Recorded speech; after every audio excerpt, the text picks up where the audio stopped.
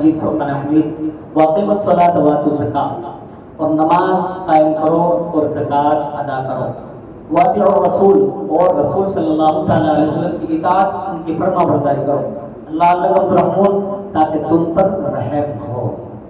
یہ آیت کریمہ زکات کے متعلق، اور حضرت عبداللہ ابن مسعود رضی اللہ تعالیٰ عنہ یہاں کا روایت کرتے ہیں کہ اگر کوئی شخص نماز پڑھے، 5 وقت کا نمازی ہے نا، ایک بھی نماز نہ چھوڑتا ہو، مگر وہ زکات ادا نہ کرے تو اس کی وہ نماز کچھ کام کی نہیں، وہ نماز قبول بھی نہیں ہے نا۔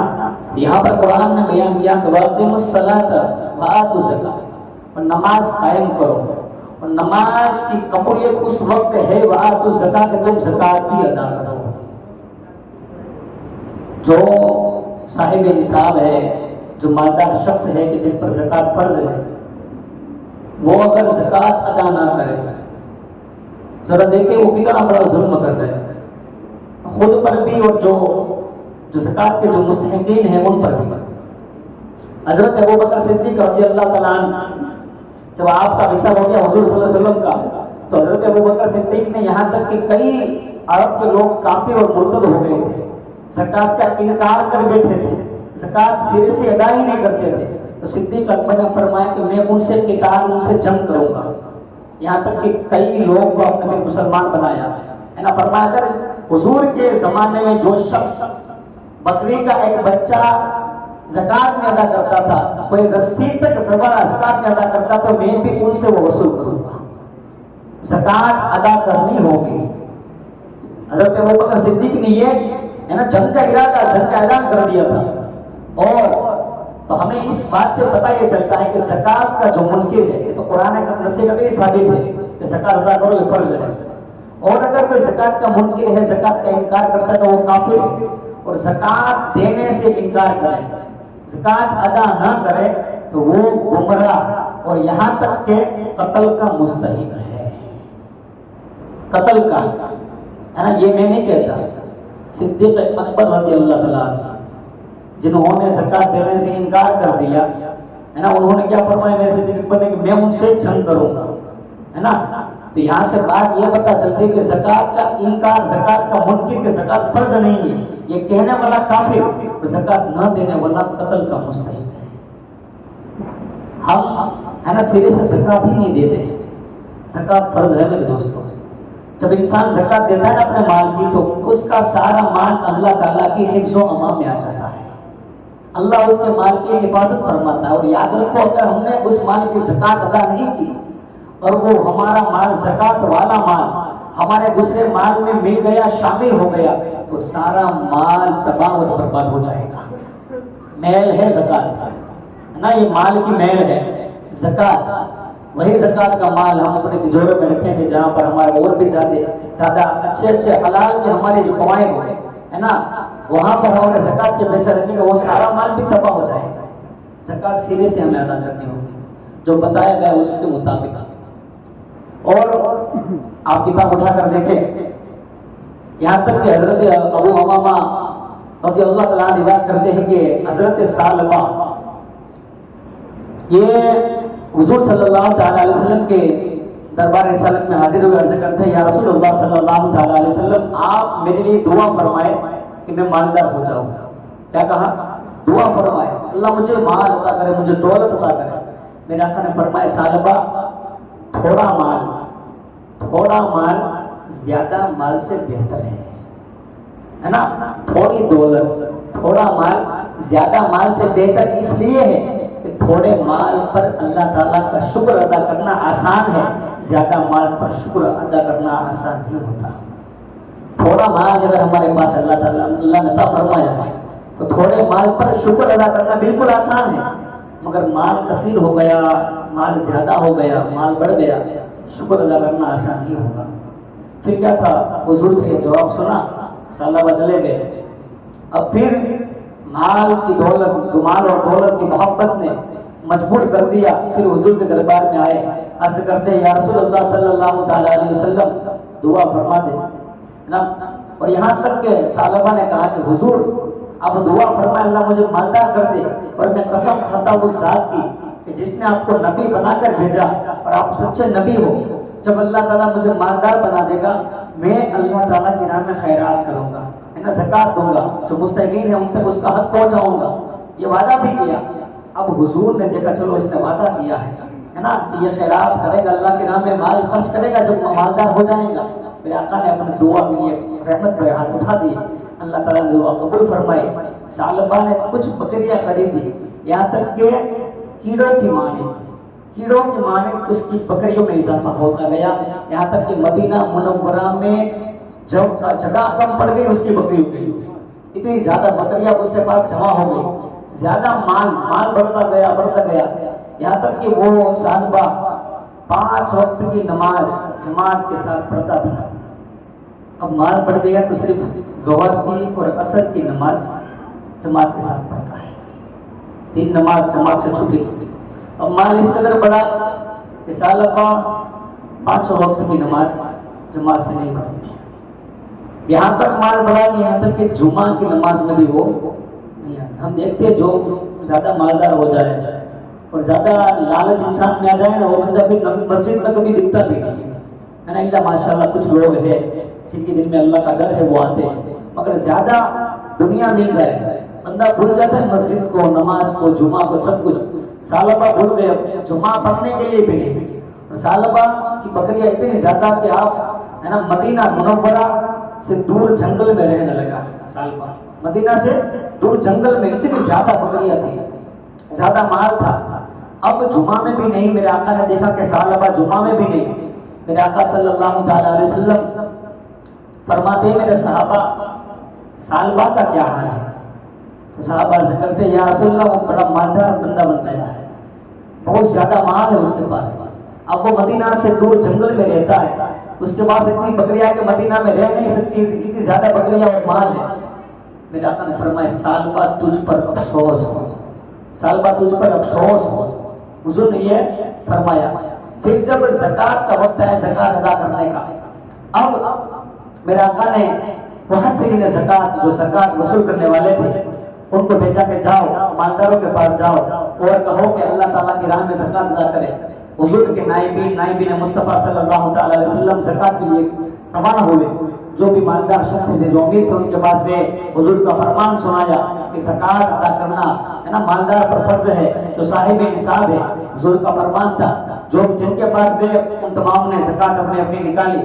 اب باری آئی ثعلبہ کی، صحابہ گئے ثعلبہ کے پاس، ثعلبہ سے پورا جا کر کہا کہ حضور نے بھیجا ہے اور مال کی زکات ادا کرو، اور زکات کا جو قانون ہے وہ بتائے اتنا زکات ادا کرنا ہے۔ اب ثعلبہ نے سوچا کہ زکات ہم ادا کریں، اتنی زیادہ میری بکریاں، اتنا زیادہ میرا مال، زکات بہت زیادہ نکلنے والی تھی۔ ثعلبہ نے کہا کہ میں زکات کے بارے میں بعد میں سوچتا ہوں۔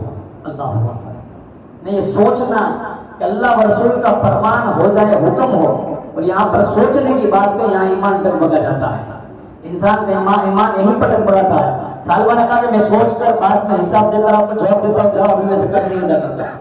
یہ جواب کہا، وہ چلے گئے صحابہ اور حضور صلی اللہ علیہ وسلم کے دربار میں ابھی پہنچے اور پوری بات بتائی نہیں کہ میرے آقا نے اپنے صحابہ کو دیکھ کر فرمایا ثعلبہ تجھ پر افسوس ہو، ثعلبہ تجھ پر افسوس ہو۔ صحابہ نے پھر بات بتائی کہ یا رسول اللہ ثعلبہ نے زکات دینے سے انکار کر دیا اور کہا کہ یہ زکات جو ہے نا یہ تو ٹیکس ہے، ٹیکس تاوان ہے۔ اللہ اکبر، ٹیکس بولا، ایک جملہ بولا تھا ٹیکس، جسے تاوان کہتے ہیں اردو میں، عربی میں، اور ہم اپنی بھاشا میں ٹیکس کہتے ہیں۔ اور حدیث پاک میں آتا ہے اللہ کے رسول نے ارشاد فرمایا کہ جب اس امت کے ہے نا مالدار بندے جس پر زکات فرض ہے، وہ جب زکات کو تاوان سمجھنے لگے، ٹیکس سمجھنے لگے، اس وقت میری امت پر اس قدر مصیبت آن پڑے گی کہ جس قدر جب بارش ہوتی ہے تو ایک کے بعد ایک قطرے پانی گرتے ہیں۔ اور بالخصوص زکات کے بارے میں آپ کو بتاؤں، مسئلے بہت سارے لوگ پوچھتے رہتے کہ زکات کس طرح نکالی جائے، زکات کس پر فرض ہے؟ اب زکات کن چیزوں پر فرض ہے؟ پہلی بات دھیان سے سنیں، سونا، چاندی، نقدی اور مال تجارت۔ کیا؟ سونا، اب ہم سنتے رہتے ہیں کہ سونا کتنا 7.5 تولہ سونا, چاندی کتنا 52.5 تولہ چاندی. اب ہم دیکھیں کہ جب زکات فرض ہوئی تھی نا, اس وقت 7.5 تولہ سونا اور 52.5 تولہ چاندی دونوں کی قیمت ایک تھی. اس وقت جب زکات فرض ہوئی تھی تب 7.5 تولہ سونا اور 52.5 تولہ چاندی کی قیمت ایک ہی تھی. کتنی چاندی کی, کتنی سونے کی. اب بہت بھاو ہے, آسمان زمین کا فرق ہے نا, بہت زیادہ بھاو ہے. تو اب علماء نے طے کیا ہے کہ 52.5 تولہ چاندی کی جو قیمت ہے نا, وہ قیمت اگر کسی کے پاس ہو, اس پر سال گزر چکا ہے تو وہ زکات فرض ہو جائے گی. اب 52.5 تولہ سونا, ہمیں دیکھنا ہے کہ ہمارے گھر میں کتنا سونا ہے, 1 تولہ 2 تولہ جتنا بھی ہے سائڈ میں رکھو سونے کو. جتنا چاندی ہے وہ چاندی بھی نکالو, اس کو بھی سائڈ میں رکھو. اب نقدی ہے نا, ہمارے پاس فی الحال کتنا روکڑا ہے, کتنا کیش ہے, یہ ہمیں نکال کر سائڈ میں رکھنا ہے. پھر ہمیں یہ دیکھنا ہے کہ ہم کسی سے ادھار کتنا مانگتے ہیں. کسی کو ہم نے دیا ہوا ہے 2 لاکھ, 50,000 ہمیں لینا ہے نا, ان سے ہمیں ادھار بھی لینا ہے, تو یہ بھی کیش کے اندر گنا جائے گا. کئی حضرات ہوتے ہیں کہ میں نے فلاں جگہ پر دیا ہے مگر ابھی تک پیسہ آیا نہیں ہے, پیسہ آنے کی امید نہیں ہے. بات الگ ہے, مگر آپ نے دیا ہے, وہ آپ اس مال کے حقدار ہیں, وہ آپ کے حصے میں ہے نا, اس کو بھی آپ گنو گے, اس کا بھی آپ کو شمار کرنا پڑے گا. جس کو آپ نے ادھار دیا ہے وہ بھی روکڑے کے اندر حساب دیا جائے گا. اب سونا چاندی نقدی روکڑا ہو گیا. اب ہے مال تجارت.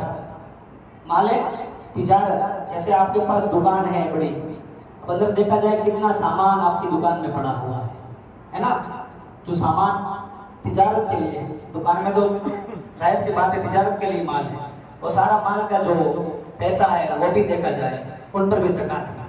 اور ایک مسئلہ یہ لوگ پوچھتے رہتے ہیں کہ مکان کے معاملے میں ہے نا, 1 سے زائد مکان ہوتا ہے بندے کے پاس. اب اگر دیکھیں اگر ہمارے پاس 2 مکان ہے, ایک میں ہم خود رہ رہے ہیں, دوسرا مکان ہمارے پاس ہے, مگر ہم نے وہ مکان جو دوسرا مکان خریدا ہے وہ اس نیت سے خریدا ہے کہ کل انشاءاللہ ہمیں کام آئے گا, یا ہماری اولاد کو, ہمارے بچوں کے کام آئے گا, یا پھر کرایہ پر رینٹ پر چڑھایا ہوا ہے, تو اس پر زکات لاگو نہیں ہوگی. ہاں اگر ہم نے دوسرا مکان کس نیت سے خریدا ہے کہ یہ مکان, یہ پلاٹ میں نے لے لیا ہے, اب انشاءاللہ 5 سال کے بعد اس کی قیمت ڈبل آئے گی, میں اس کو بیچ دوں گا, تو پھر اس پر زکات لاگو پڑے گی. کیونکہ نیت کیا آپ نے کی, تجارت کی, بیچنے کی, کہ اس میں مجھے انشاءاللہ منافع ہوگا ہے نا, اس کا ڈبل ریٹ آ جائیں گے تو میں اس کو بیچ دوں گا, تو اس پر زکات لاگو پڑے گی. اب یہ بات ہو گئی. اب ان تمام بات کے بعد ہمیں دیکھنا ہے کہ ہم پر کتنا قرضہ ہے. اسلام ہے نا کتنا آسان مذہب ہے. الدین سہل لا صعب, دین آسان ہے, کوئی مشکل نہیں. اب دیکھیں کہ ہم پر کتنا قرضہ ہے. اب آپ نے دیکھا سونا چاندی نقدی مال تجارت, ان تمام کا پیسہ آپ نے ملایا کہ سونے کا آج کتنی ویلیو ہے, آج کے سمے میں جو قیمت ہے, پرائس کتنی ہے, چاندی کی کتنی ہے, میرے پاس روکڑا کتنا پڑا ہے, مال تجارت کتنا ہے, ان تمام کو ملایا. اب قیمت ہوئی 10 لاکھ روپیہ.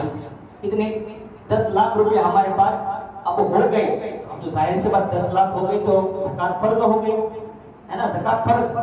تو اب ہم پھر بعد میں آخری میں دیکھیں گے کہ ہم پر اب قرضہ کتنا ہے, ہم کتنے قرضے میں ہیں.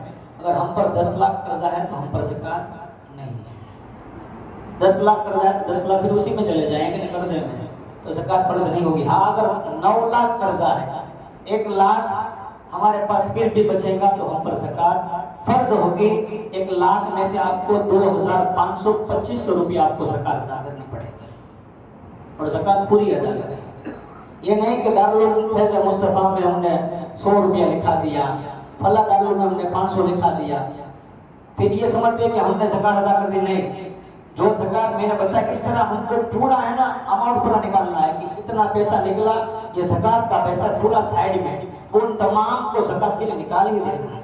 ایسا نہیں کہ آپ کے پاس پیسہ ہے 2-3 لاکھ پڑا ہے اور آپ کو پتا ہے کہ مجھ پر زکات فرض ہے, اب مسجد میں نماز میں آئے, چلو دارالعلوم والے بیٹھے 500 اس دارالعلوم میں, 500 اس دارالعلوم میں, اس طرح زکات نہیں ادا ہوتی ہے نا. پورا حساب کر لے کہ اتنا مجھ پر زکات ہے, 10,000 5,000, یہ سارا مجھے زکات میں دینا ہے. زیادہ بھلے نکل جائے زکات 500 100 1000 روپیہ زیادہ نکل جائیں گے تو انشاءاللہ خیرات میں ہوگی، ہے نا؟ تو پورے سال بھر کا اگر مال گزر جائے تب زکات فرض ہوتی ہے۔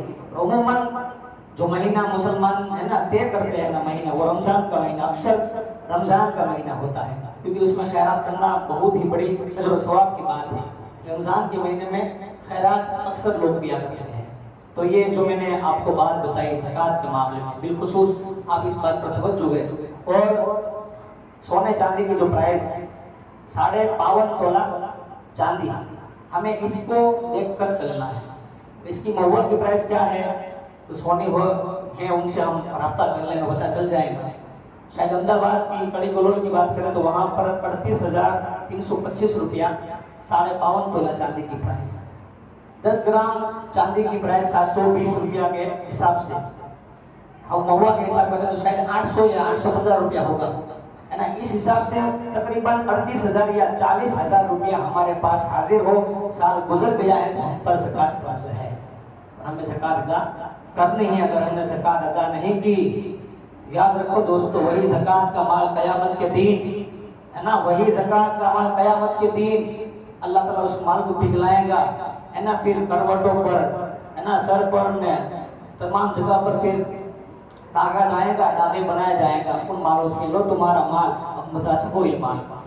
یہ ہے نا زکات مال کا میل ہے، غریبوں کا حق ہے، تو زکات ہمیں ادا کرنی ہے۔ اللہ تعالیٰ کی بارگاہ میں دعا ہے کہ اللہ تعالیٰ تبارک و تعالیٰ تمام باتوں پر عمل کرنے کی توفیق عطا فرمائے۔ آمین و علینا۔